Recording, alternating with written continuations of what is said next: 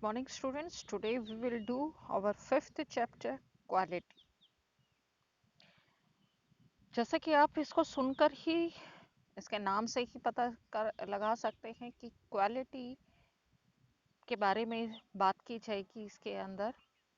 But और ये एक स्टोरी है शू मेकर की। Can a shoe maker be called an artist? क्या शू मेकर को भी हम आर्टिस्ट कह सकते हैं? Yes, of course. He has the same skill and pride in his trade as any other artist, क्योंकि उसके भी जो स्किल्स होते हैं, उसके भी जो काम करने का तरीका होता है, जो ट्रेड होता है, वो बिल्कुल दूसरे आर्टिस्ट की तरह ही होता है। क्योंकि आपने देखा होगा कि शॉप्स के अंदर आपको डिफरेंट डिफरेंट शूज़ मिलते हैं एंड आप जाकर उसमें से चॉइसेस करते हैं कि मेरे को कौन सा शूज़ खरीदना है या पहनना है।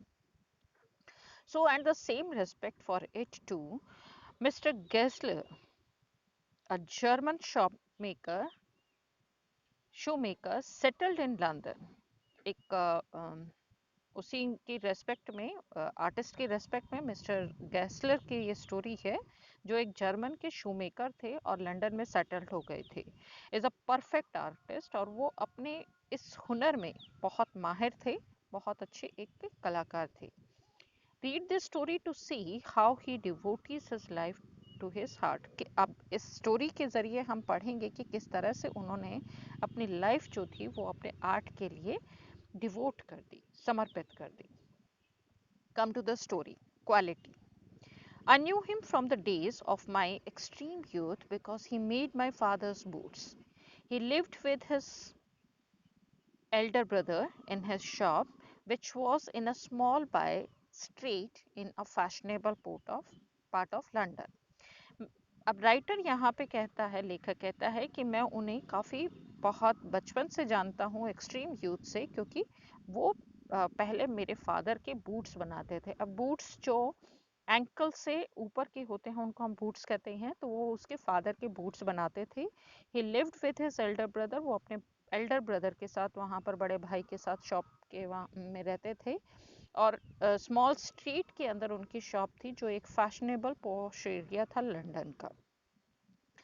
The shop had a certain quiet distinction. There was no sign up it other than the name of Gessler Brothers, and in the window a few pairs of boots. He made only what was ordered, and what he made never failed to fit. To make boots, such boots as he made, seemed to me then, and still seems to me, mysterious and wonderful. अब जो shop थी उनकी, उसमें ज़्यादा उन्होंने, मतलब कि इतना भी नहीं है कि पब्लिसिटी बहुत थी तो इसीलिए नाम था। There was no sign upon in there in other than the name of Gessler brothers. कोई दूसरा उन्होंने नाम नहीं रखा था जिससे पॉपुलर थी। गैसलर ब्रदर्स के नाम से ही वो जानी जाती थी। एंड विंडोज़ के अंदर सिर्फ कुछ पेयर्स ऑफ बूट्स रखे होते थे, और वो सिर्फ ऑर्डर पर ही जो थे वो बूट्स बनाते थे, शूज़ बनाते थे। और ये भी था कि उनकी जो बूट्स बनते थे या शूज़ बनते थे, वो कभी फेल नहीं हुए, वो हमेशा परफेक्ट आते थे जो इंसान उसका ऑर्डर देता था। और बूट्स जो थे वो बहुत ही अच्छे क्वालिटी के होते थे, मिस्टीरियस होते थे काफ़ी, और बहुत ही वंडरफुल होते थे। मतलब कि देखकर हैरान रह जाते थे, इस तरीके के उनके शूज़ थे। I remember well my shy remarks one day while stretching out to him my youthful foot. Isn't it awfully hard to do, Mr. Gessler? And his answer, given with a sudden smile from out of the redness of his beard, it is an it is an art. तो यहाँ पे जो writer था, जब जो छोटा था तो बच्चे थोड़े से झिझक कर बोलते हैं शायरी उसमें नेचर में।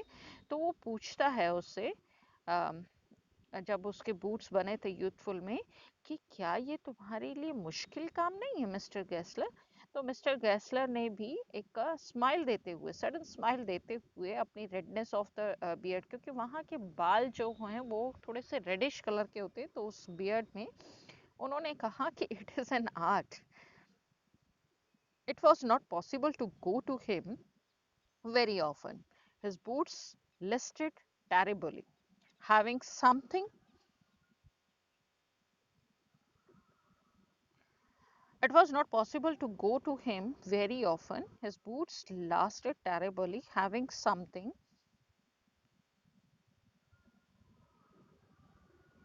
beyond the temporary. Some essence of boost stitched into them.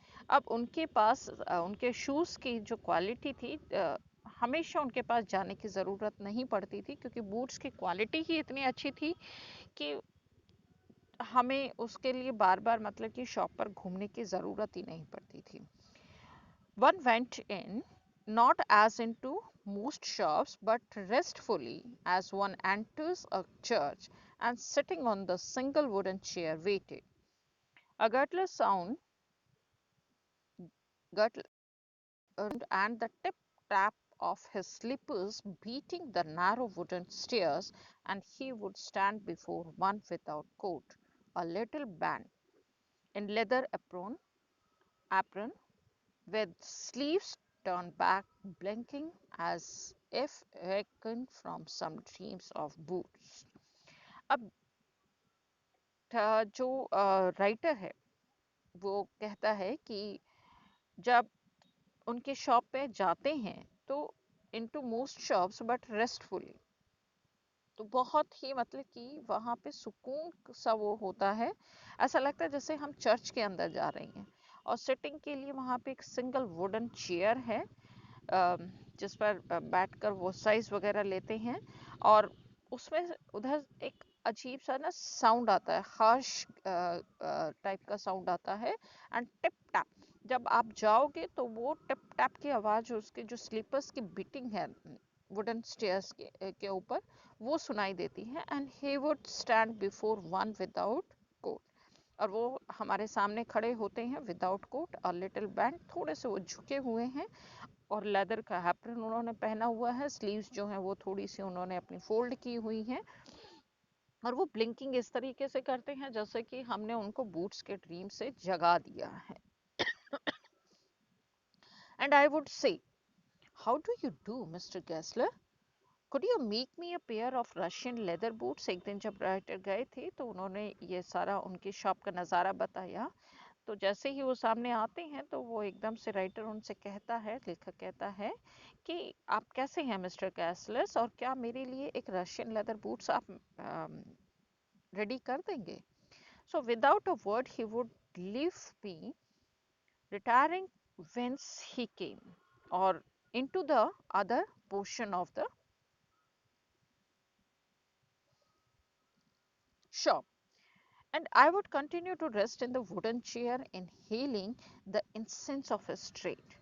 अब राइटर कहता है कि जैसे ही मैंने बोला तो उसने कोई आंसर नहीं दिया, एंड ही वेंट, शॉप के वो दूसरी जगह पर चला गया, और मैं वहाँ पर कंटिन्यू रेस्ट कर रहा था उस चेयर के ऊपर, इनहेलिंग इवन जो वहाँ की जो एक सुगंध थी, क्योंकि जो ट्रेड्स होते हैं लेदर्स का में से भी एक मतलब कि पॉलिश वगैरह की या लेदर ऑयल की, जो ऑयल वो यूज़ करते हैं, तो वहाँ की जो ट्रेड था उसकी सेंस थी जो वो इनहेल कर रहा था.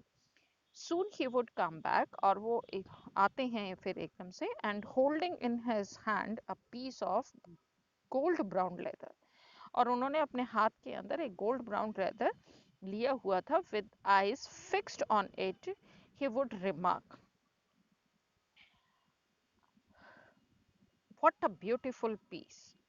और एकदम से कहते हैं उस गोल्डन ब्राउन लेदर के साथ कि what a beautiful piece, when I told had admired it. तो एकदम से निकलता है ही वुड स्पीक अगेन, दोबारा से कहते हैं, व्हेन डू यू वांट, अब यहाँ पे जो वर्ड्स यूज किए हैं वन, तो ये एक जर्मनी लैंग्वेज, मतलब कि जर्मनी जो होते हैं उनके जो वर्ड्स के प्रोनाउंसिएशन है, उसी को ही लेखक ने एज इट इज यहाँ पर शो किया है। तो वो सेम प्रोनाउंसिएशन उन्होंने यहाँ पर दी है उसकी जो जर्मन मिस्टर गैस्लर की।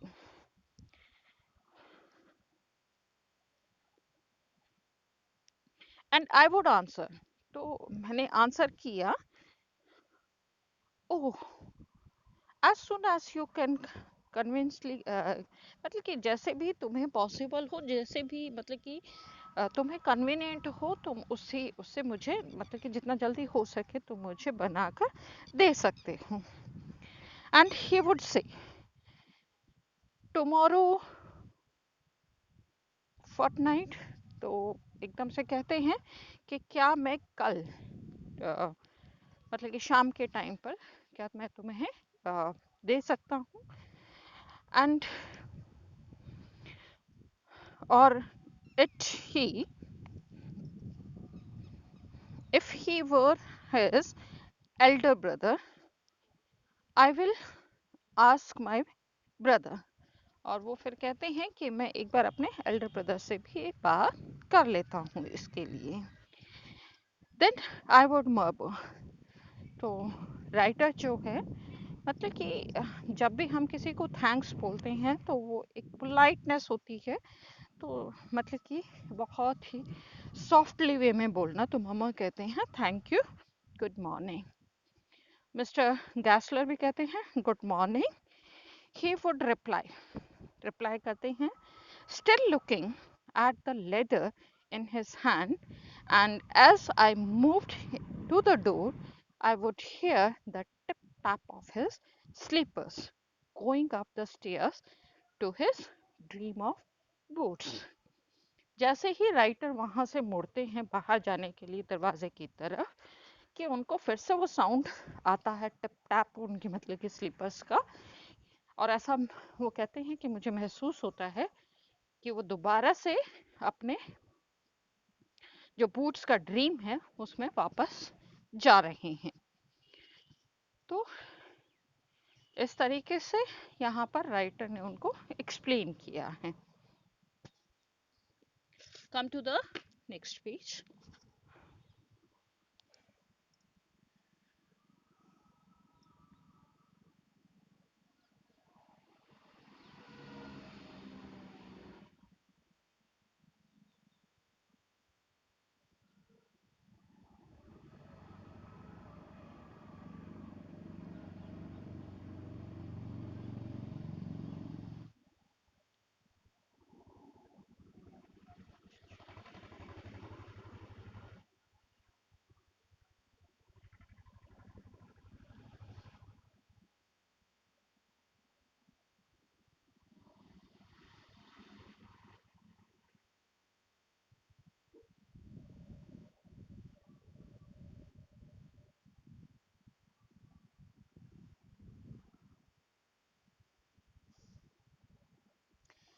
I cannot forget the day on which I had occasion to say to him, Mr. Gassler, that last pair of boots cracked you no। तो इस तरीके से उसने, राइटर ने यहाँ पर उनके काम करने के तरीके को बताया। बट यहाँ पर राइटर एक चीज़ और कहना चाहता है कि मैं ये भूल नहीं पा रहा हूँ, एक ओकेशन हुआ था जब मैंने मिस्टर गैसलर से कहा था कि आपने जो पिछला मेरे को एक लास्ट पेयर दिया था बूट्स का, वो क्रैक्ड हो गया है, मतलब कि उसमें कुछ प्रॉब्लम आ गई है।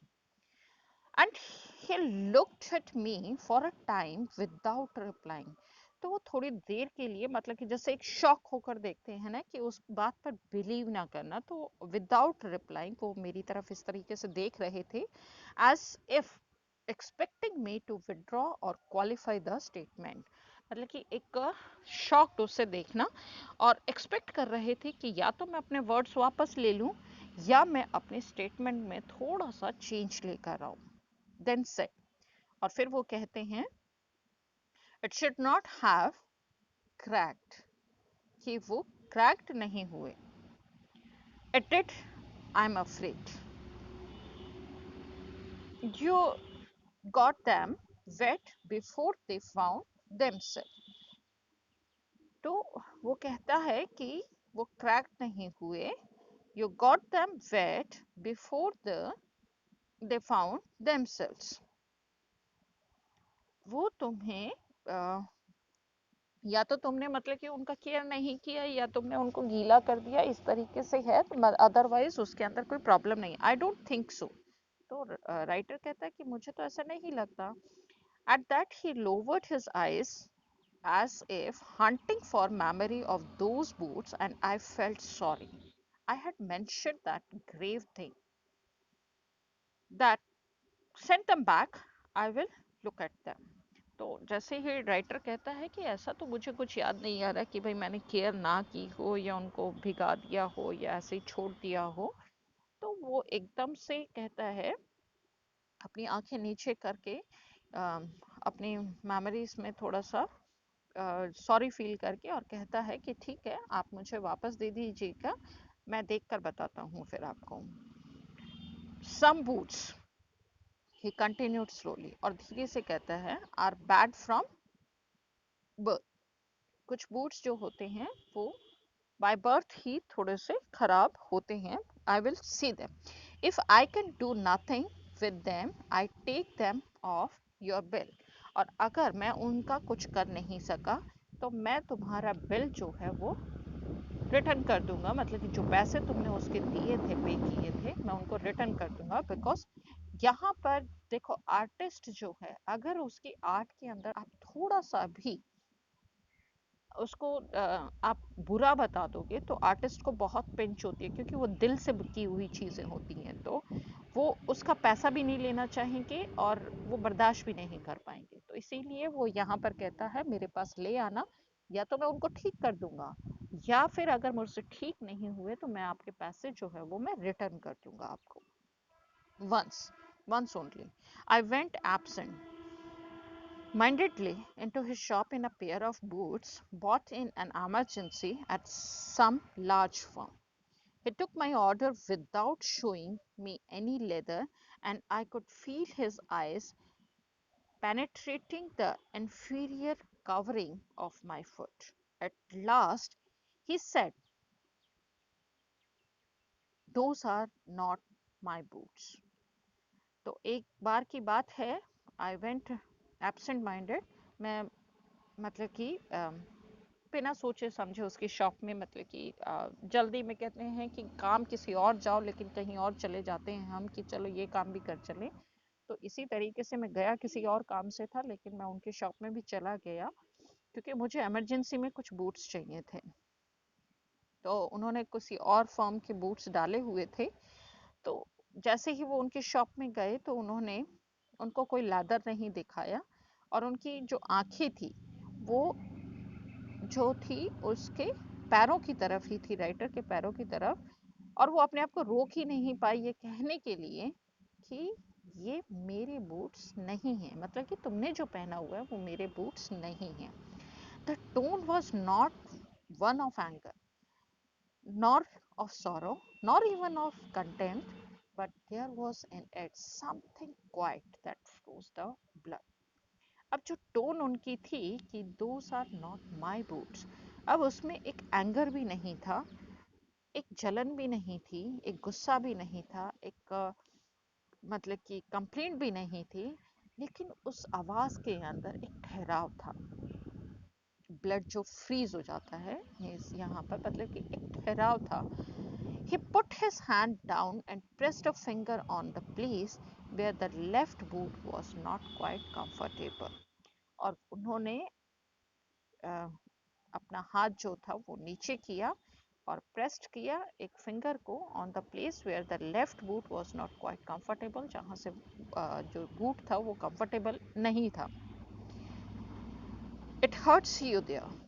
और उन्होंने मतलब कि दूर से देखकर ही बता दिया कि यहाँ पर ये तुम्हें हर्ट कर रहा है, मतलब कि कंफर्टेबल नहीं है ये यहाँ पर तुम्हारे. He said, those big firms have no self request. और एकदम से कहता है कि उन फर्म्स को कोई सेल्फ रिस्पेक्ट नहीं होती. And then As if something had given away within him, he spoke long and bitterly. It was the only time I ever heard him discuss the conditions and hardship of his trade.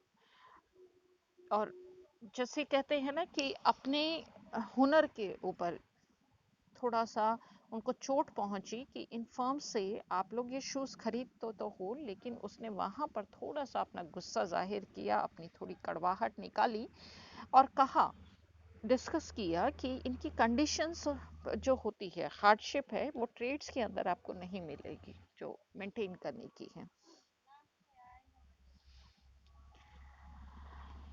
They get it all, he said. They get it by advertisement, not by work. और वो कहता है कि ये जो firms होती हैं ये अपने काम से नहीं बल्कि अपनी एडवर्टाइजमेंट से ही जानी जाती हैं. They take it away from us. और ये हम जैसों का जो काम में को मतलब कि पूजा समझते हैं, ये उनको उनसे लोगों का जो एक रुझान है उसको कम कर देती हैं. who love our bloods, और जो हमारे मतलब कि वाकई में लव आवर ब्लड मतलब कि बुरा तो लगता ही है हर एक को, तो हमें हर्ट करता है ये. It goes to this recently I have no work. और कई बार होता है कि लोग इनकी चकाचौंध से ना मतलब कि हम लोगों के पास कम आते हैं बूट्स वगैरह बनवाने के लिए, तो हमारा काम जो है वो सफ़र करता है.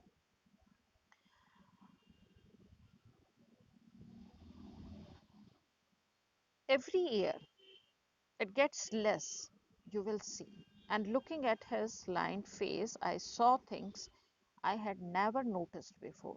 Bitter things and bitter struggle. And what a lot of grey hairs there seemed suddenly in his red beard. वहाँ पर लेखक कहता है कि वहाँ मैंने उसकी आंखों में उसके फेस के ऊपर एक बिटरनेस देखी थी, एक नोटिस किया था कि वो क्या किस चीज़ को स्ट्रगल कर रहे हैं. उनके लॉट ऑफ ग्रे हेयर्स हो गए हैं, मतलब कि एक ग्रे हेयर्स होते हैं एज से, लेकिन एक ग्रे हेयर्स हो जाते हैं टेंशन से, किसी परेशानी से. तो उनके वो ग्रे हेयर्स मैंने उस दिन नोटिस किए थे. As best I could, I explained the circumstances of those ill-armed boats, but his face and voice made so deep an impression that during the next few minutes I ordered many pairs. अब यहाँ पर writer बताना चाह रहे थे कि नहीं नहीं ये जल्दी में डाल दिया था, मतलब कि एक्सप्लेनेशन देना चाहते थे, बट उसकी फेस और उसका वॉइस देखकर एक डीप इम्प्रेशन जो राइटर के मन में उसने पैदा किया था, फ्यू मिनट्स में उन्होंने काफ़ी सारे पेयर्स का ऑर्डर उसको दे दिया था. They lasted longer than ever and I was not able to go to him for nearly 2 years. काफ़ी ऑर्डर दिया था उन्होंने एंड लास्ट लॉन्गर एवर, और फिर काफ़ी दिनों तक वो उनके पास जा नहीं पाए थे, कम से कम 2 साल नियरली हो गए थे. It was many months before my next visit to his shop. This time it appeared to be his elder brother handling a piece of leather. तो जब वो नेक्स्ट टाइम गए वहाँ पर कुछ काफ़ी महीनों बाद, तो उनको वहाँ पर उनके एल्डर ब्रदर्स जो थे वो दिखाई दिए, और जिनके हाथ में लेदर पीसेस थे. Well Mr Gessler, I said, how are you? He came close and peered at me. I'm pretty well. I'm pretty well, he said slowly, but my elder brother is dead. अब mister गैसलर से जब उन्होंने पूछा कि आप कैसे हो, मतलब कि अब वो एल्डर लग रहे थे, इतना मतलब कि वो हो चुके थे. तो वो कहते हैं कि मैं तो प्रीटी वेल मतलब कि सही ही हूँ, बट मेरे जो एल्डर ब्रदर थे वो उनकी डेथ हो गई है. And I saw that it was Indeed himself, but how aged and one. तब मैंने उनको देखा था कि वो कितने मतलब कि एजड लग रहे थे और कितने मतलब कि टेंशन में लग रहे थे. And never before had I heard him mention his brother, क्योंकि पहले कभी उन्होंने अपने ब्रदर्स का नाम नहीं लिया था. Much shocked I murmured, oh I am sorry. तो एक दुख जाहिर किया यहाँ पे राइटर ने कि सॉरी, मुझे दुख हुआ उनकी मौत का. Yes, he answered, he was a good man, he made a good boot. अब बूट देखो यहाँ पे जर्मनी का है, क्योंकि वो बूट नहीं, ट का साउंड जो है वो ड से देते हैं, द. तो वो कहते हैं कि वो काफ़ी अच्छे आदमी थे, काफ़ी अच्छे शूज़ बनाते थे, बट ही इज़ डेड. लेकिन अब वो, उनकी डेथ हो चुकी है. And he touch the top of his head where the hair had suddenly gone as thin as it had been on that of his poor brother, to indicate, I suppose, the cause of his death. Do you want any boots? And he held up the leather in his hand. It's a beautiful piece. और फिर उन्होंने मतलब कि अपने head को मतलब कि जैसे छुआ तो सडनली नजरें चली गई. तो अपने ब्रदर के लिए मतलब कि दुख जाहिर करने के लिए ये एक पोज जो होता है उसका यहाँ पे राइटर ने एक्सप्लेन किया है इस तरीके से. और वो कहते हैं कि वहाँ पर पता चला कि उनके जो बाल थे वो भी बहुत ज़्यादा मतलब कि कमज़ोर हो चुके थे. लग रहा था कि काफ़ी दुखी हैं. तो एकदम से वो कहते हैं, do you want any boots, कि क्या तुम्हें कुछ बूट्स चाहिए. एंड उनके हाथ में जो लेदर था वो कहते हैं, this is a beautiful piece. I order several pairs. अब यहाँ पे राइटर ने फिर से काफ़ी सारे पेयर्स उनको ऑर्डर किए. It was very long before they came, but they were better than ever. मतलब कि काफ़ी लंबे समय तक वो चलते थे, बट फिर भी बेटर था. One simply could not wear them out, and soon after that I went abroad. मैं उनको काफ़ियों को पहन भी नहीं पाया था बाहर, लेकिन उसके बाद मैं फिर अब्रॉड चला गया. It was over a year before I was again in London. एक साल के बाद, एक साल के नियर अबाउट की बात है कि मैं लंदन वापस आया. And the first shop I went to was my old friends. मैं अपने पुराने फ्रेंड की शॉप पर गया. I had left a man of 60. I came back to one of 75, pitched and won, who genuinely this time did not at first know me. तो वहाँ पर जो आदमी था वो तकरीबन 60 ईयर्स ओल्ड था, बट जब वापस आया तो वो 75 के नियर अबाउट के लग रहे थे, जिसको शायद मैं जानता नहीं था. और do you want any boots, तो एकदम से पूछता है. He said, I can make them quickly. It is a black time, slack time. तो वो आदमी एकदम से कहता है कि क्या आपको बूट्स चाहिए, मैं बहुत जल्दी क्विकली बना दूंगा, बहुत ही कम समय के अंदर. I answer, please please, I want boots all around, every kind. हाँ हाँ, मुझे बूट्स चाहिए. I had given those boots up when one evening they came. One by one, I tried them on in shape and fit, in finish and quality of leather. They were the best he had ever made.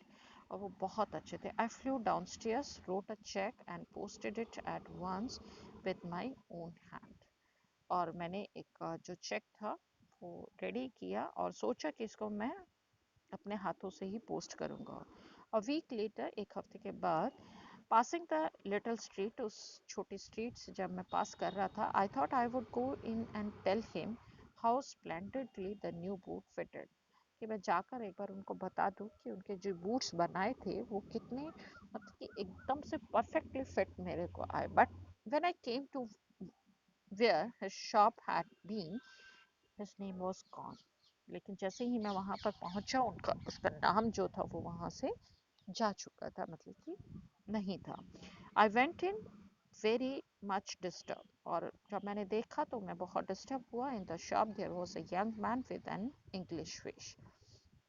वहाँ पर एक young man था जो English face था उसका. Mister गैसलर है. तो writer जाकर एकदम से पूछता है कि क्या मिस्टर गैसलर हैं अंदर. तो आंसर देता है, no sir. He said, no, but we can attend to anything with pleasure. We have taken the shop over. वो कहता है कि वो तो अंदर नहीं है, लेकिन हम आपका ऑर्डर लेने के लिए रेडी हैं शॉप के अंदर। Yes yes I said, but Mr Gessler, वो कहते हैं ठीक है, लेकिन मिस्टर गैस्लर, ओह ही आंसर्ड, और वो कहता है कि ओह उनकी डेथ हो चुकी है, dead, but I only receive this boots from him last Wednesday week, लेकिन ये बूट्स तो मुझे लास्ट वेडनेसडे ही उनसे मिले हैं, तो इतना जल्दी कैसे ये सब हुआ। तो यहाँ पर राइटर जो है वो इस पर बिलीव नहीं कर पा रहा है। Ah, he said, poor old man starved himself. Slow starvation, the doctor called it. You see, he went to work in such a way, would keep the shop on, wouldn't have a soul touch his boots except himself. When he got an order, it took him such a time, people won't wait. He lost everybody, and he had said, going on and on. I will say that for him. Not a man in London made a better boot, but look at the competition. He never advertised. Would have the best leather too, and do it all himself. Well, there it is. What could you expect with him, with his ideas? अब यहाँ पर जो वो young man था वो कहता है कि वो बहुत ही वाकई में एक पुअर मैन थे, जो भूख के कारण स्लोली भूख के कारण उनकी, जो डॉक्टर ने कहा कि उनकी डेथ हुई है, वो धीरे धीरे उस तरफ बढ़ रहे थे, लेकिन कभी भी उन्होंने मतलब कि किसी को सुना नहीं। कई बार मैंने उनसे कहा भी था कि आप के जो बूट्स हैं वो बहुत ही ज़्यादा मतलब कि बेस्ट क्वालिटी के हैं, लंदन में बेटर बूट्स हैं, तो आप क्यों नहीं इसकी पब्लिसिटी करते। फिर कुछ टाइम वो अकेले ही बनाते थे, तो उन्होंने कभी इसको ये नहीं कि जो ऑर्डर देकर जाते थे तो थोड़ा सा उसको स्पीडी करने के लिए लोगों को जोड़ लेते, या इस तरीके से अपनी एक वर्क को जो है वो बढ़ाते, उन्होंने कभी नहीं सोचा। तो लोग जो थे उनको तो जल्दी चाहिए होता था, तो वो ऑर्डर्स जो थे वो धीरे धीरे लोग जो थे वहाँ से जाने लग गए, और वो अकेले रह गए थे, जिसकी वजह से उनके पास पैसे भी नहीं रहे थे और खाने पीने का भी उनका गुजारा नहीं हो रहा था। ही नेवर एडवर्टाइज, लेकिन फिर भी वो कंपटीशन में नहीं आना चाहते थे, ना कभी एडवर्टाइजमेंट करते थे, बेस्ट लेदर यूज़ करते थे लोगों के लिए, लेकिन कभी भी मतलब कि उन्होंने ये आइडिया नहीं। But starvation, that may be a bit flurry, as the saying is, but I know myself he was sitting over his boots day and night. To the very last, you see, I used to. तो यहाँ पे writer कहता है, लेकिन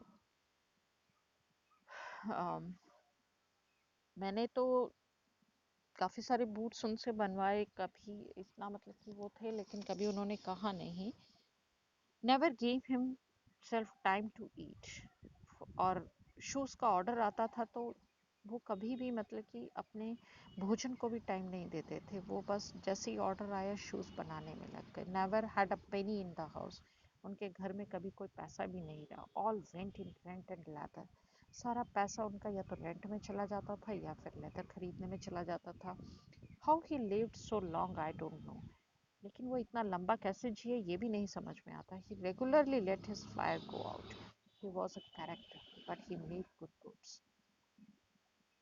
उन्होंने अपने आप को मतलब कि एक कैरेक्टर की तरह यहाँ पर, क्योंकि एक स्टोरी उनके ऊपर लिखी गई, एक कैरेक्टर मतलब कि गुड कैरेक्टर को शो किया, जो एक बहुत ही अच्छे बूट्स बनाता है और उसकी फीलिंग्स क्या होती है। एक आर्टिस्ट को उन्होंने बताया कि शो मेकर्स भी जो है वो एक आर्टिस्ट होता है।